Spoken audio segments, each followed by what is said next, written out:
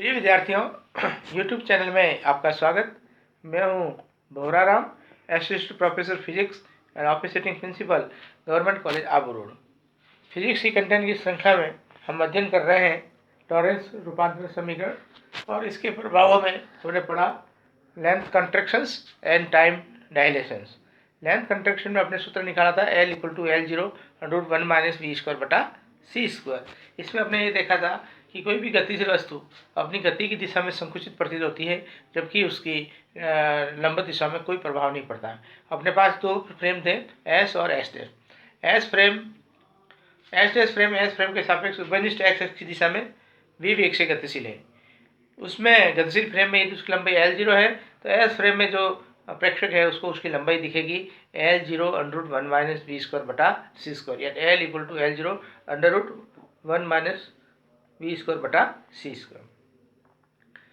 तो ये length contraction हुआ। दूसरा है अपना टाइम डायलेशंस, जिसको अपन कहते हैं काल विस्फारण, काल वृद्धि, समय वृद्धि।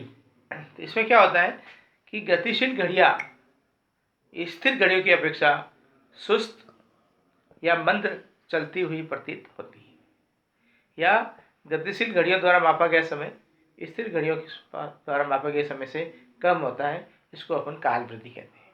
जैसे मैं ये कहना चाहता हूँ कि सबकी मेरी घड़ी आपकी घड़ी से 1 घंटे में 5 मिनट लेट हो जाती है, लेट चलती है। तो आपकी घड़ी में 1 घंटा पूरा हो गया, लेकिन मेरी घड़ी में 55 मिनट ही हुए। अब मैं यदि कहूँगा कि 1 घंटा हो गया तो मैं कहूँगा नहीं ठहरो, अभी तो 5 मिनट बाकी है। तो मैं कहना का मतलब मेरी घड़ी में 5 मिनट बढ़ गए। तो समय कम मापने का मतलब समय में क्या होगी, वृद्धि होगी।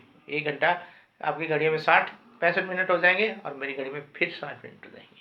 तो 5 मिनट में क्या हो गया, मेरे लिए वो काल में वृद्धि होगी। तो अब आप देखिए कि गतिशील घड़ियाँ स्थिर घड़ियों की अपेक्षा मंद या सुस्त चलती प्रतीत होती है। गतिशील घड़ियों द्वारा मापा गया समय स्थिर घड़ियों की अपेक्षा मापा गया समय से कम होता है। इसको अपन कहते हैं काल विस्फारण। आप समझ गए होंगे इसको। अब अपन देखिए इसका सूत्र व्युत्पन्न करते हैं कि अपन देखिए अपने पास S और S डैश दो फ्रेम है। S फ्रेम के सापेक्ष v वेग से गतिशील होता है। S डैश अपना गतिशील है, S अपना स्थिर है। तो अब देखिए कोई घटना घटित होती है, जैसे मान लीजिए दो समय पर कोई तोप से कोई गोला छूटता है, उसकी आवाज़ आती है। तो दो घटनाएं घटित हो रही है। पहली घटना मान लीजिए S डैश फ्रेम में देखिए वो T1 डैश समय में घटित हुई, फिर थोड़े समय पश्चात वो T2 डैश समय पर घटित हुए। यानी 2 बार आपका तोप से गोला छूटा, उसकी आवाज़। तो अपन कहेंगे कि समय अंतराल S डैश फ्रेम में कितना लगा उन दो घटनाओं के घटित होने में, T2 dash minus T1 dash. देखिए आप, यानी S डैश फ्रेम में प्रेक्षक के पास घड़ी है जो दो घटनाओं का घटित होने का समय T1 तथा T2 डैश मेजर करती है। तो इन घटनाओं के घटित होने में समय अंतराल कितना होगा, डेल्टा T डैश बराबर T2 dash minus T1 dash. ये घटना क्या होगी, S डैश फ्रेम में T1 डैश समय पर होती है और वो वापस दूसरी घटना कब होती है, T2 डैश में। तो समय अंतराल क्या होगा, T2 dash minus T1 dash. अब मान लीजिए वो प्रेक्षक गतिशील था, उसमें था। अब स्थिर फ्रेम में जैसे अपन खड़े हैं, प्रेक्षक खड़ा है, तो वो क्या करता है, उन्हीं जो तोप से गोला छूटता है उसकी आवाज़ T1 समय पर नोट करता है और दूसरी आवाज़ T2 समय पर नोट करता है। तो उसका जो समय अंतराल वो मापेंगे, अपन निकालेंगे, वो होगा T2 minus T1, delta T बराबर T2 माइनस। अब आप देखिए कि लॉरेंस रूपांतरण समीकरण में आपने पढ़ा था डेल्टा T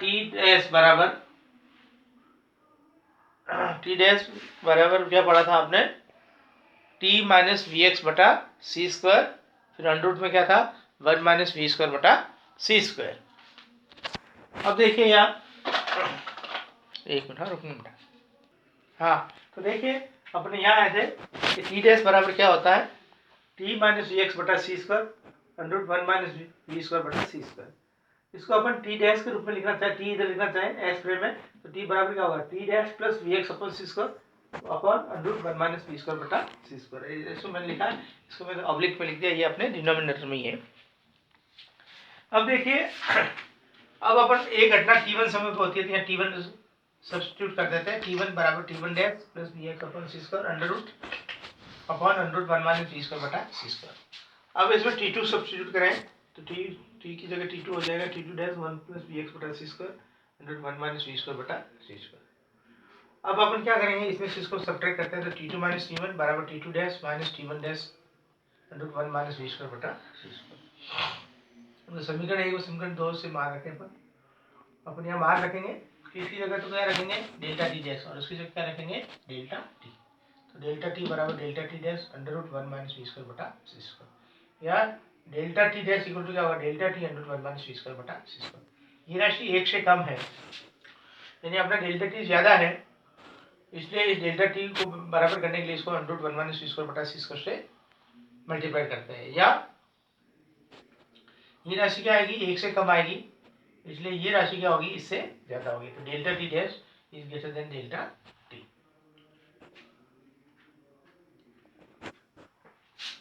तो डेल्टा टी क्या करेगा इज ग्रेटर देन डेल्टा।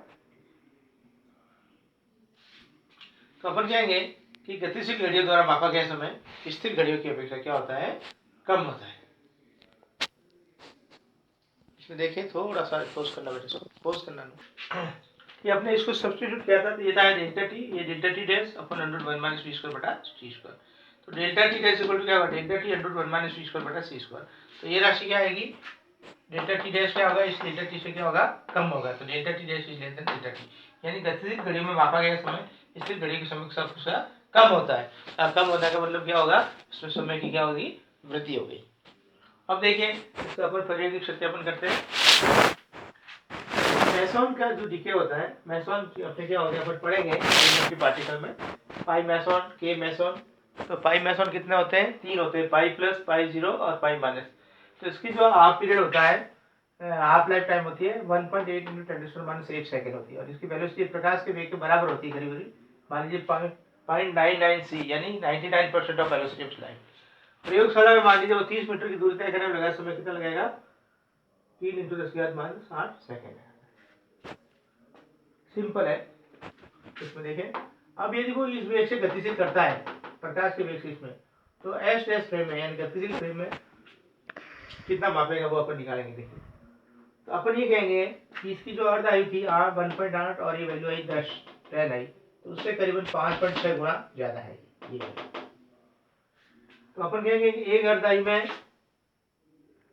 तो कहने का मतलब 30 मीटर की दूरी तय करने पर ये मैसॉन 2% रहना चाहिए, लेकिन वास्तव में वहां पर कितने परसेंट रहता है 60% रहते हैं। तो इसको अपन काल विस्फोरण के आधार पर समझाएंगे कि वास्तव में वो 2% न होकर के 60% कैसे रहते हैं वो अपन देखिए। अब इसमें देखिए आप कि सीधा सा है कि इसकी वेलोसिटी प्रकाश के वेग से चलते हैं वो, तो 30 मीटर की दूरी तय करने में ये समय लगता है, तो ये इसके टाइम पीरियड का लाइफ टाइम का 5.6 गुना है। तो देखिए ये आधे 2 टी में 1/4 रह जाएगा, 3 टी में 1/8, 4 टी में 1/16, 5 टी में 1/32, यानी 100 बटा 32।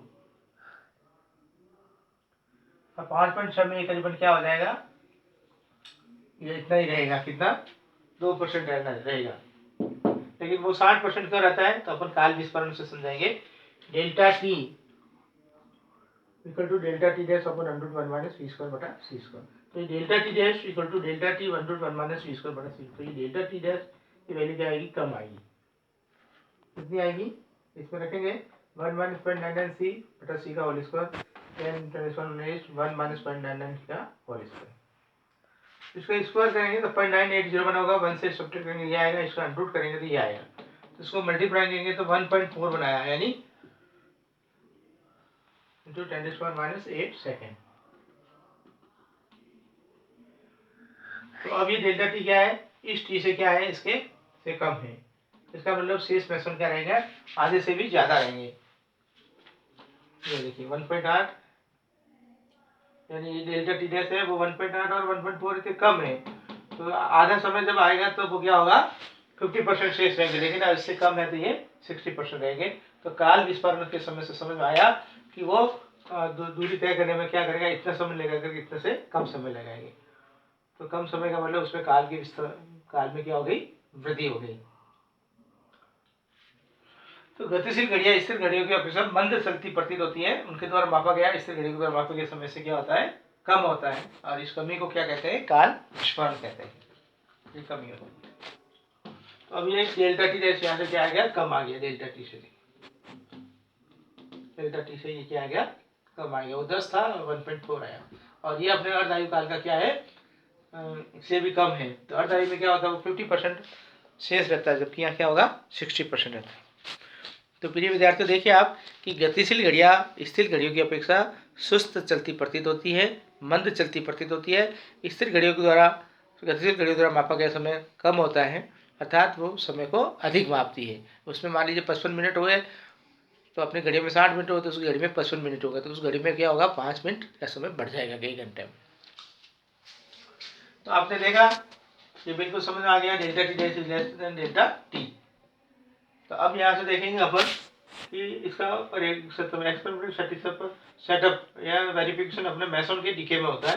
तो इसका हाफ लाइफ टाइम, अर्ध आयु काल क्या होता है, 1.8 × 10⁸ सेकेंड, और इसकी वेलोसिटी ये होती है, देखिए इस वेग से गतिशील करते हैं।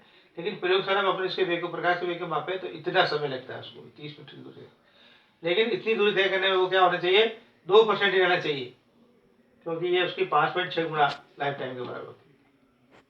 लेकिन शेष 60% रहते हैं, इसका मतलब क्या होगा, उसको प्रयोगशाला में इतना समय लगेगा, कम समय लगेगा, यानी घड़ी उसका कम समय मापेगी, डेल्टा टी जैसे और डेल्टा अंडर,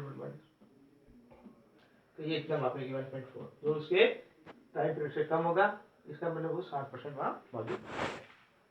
आपका धन्यवाद, समझ में आया होगा आपको।